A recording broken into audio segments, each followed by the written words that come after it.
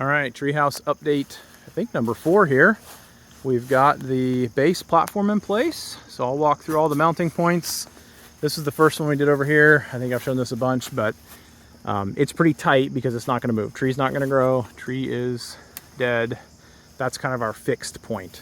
We could probably even run a lag through this if we wanted to. And then over here, we have a pivot point. You can see it's starting pushed up pretty far against the tree here. It'll move that way, and I'll show why. As the tree grows, it'll push it out, and it's going to pivot on this point because this tree is growing as well. And this one is our third option here. I really like how this worked. I used these collars that were slide-on collars, and I don't know, they went in really good. I had the Forstner bit that matched perfectly, and so yeah, so got the platform in place. We're figuring out railing placement and attachment now.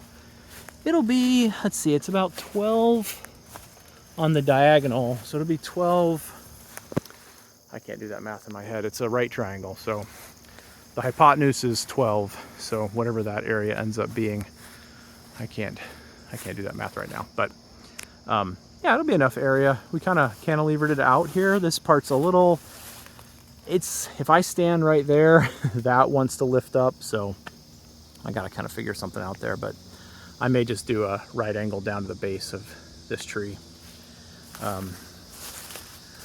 We're kind of cantilevering out here a little bit. Just have a little bit more space. We'll wrap around the tree. I gotta put one more joist in there, and decking will just run perpendicular, out that way.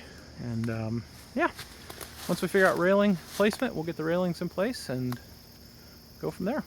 So far, it's coming together really good. So hi, everyone.